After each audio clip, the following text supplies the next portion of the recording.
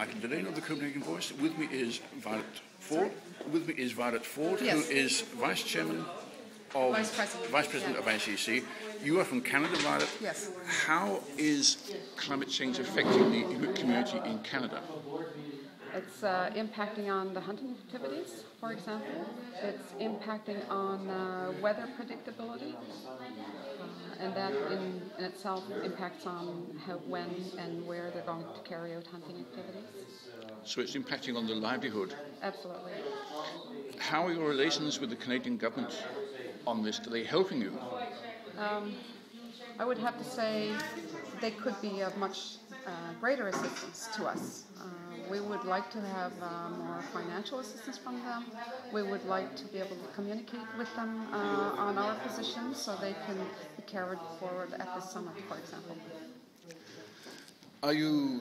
Do you have a different aim here at COP15 than the Canadian government? Absolutely. So what are you going for? For example, even though they acknowledge that the climate change is impacting on the Arctic, we would like to see, they are suggesting a 50% reduction in emissions by 2050, and we are saying that's not enough. 2050. 2050, by 2050. How great a cut in emissions? They should be cutting back more. Yes. What are they saying? Just too much background. What is they are saying 50%. 50%. 50% by 2050. Yeah. And we are saying no, that's not enough because of the impacts that we are already feeling in the Arctic, and it's an urgent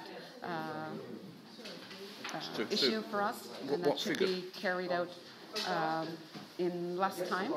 What figure are you aiming at? Well, anything better than what they are suggesting.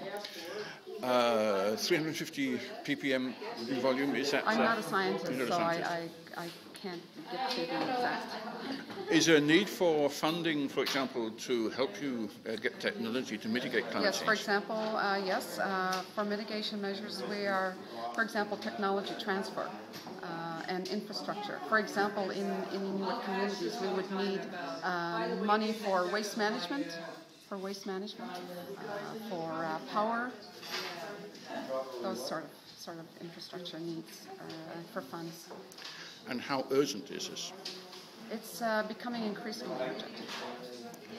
So you're talking of greater cuts, more money, shorter time. Yes.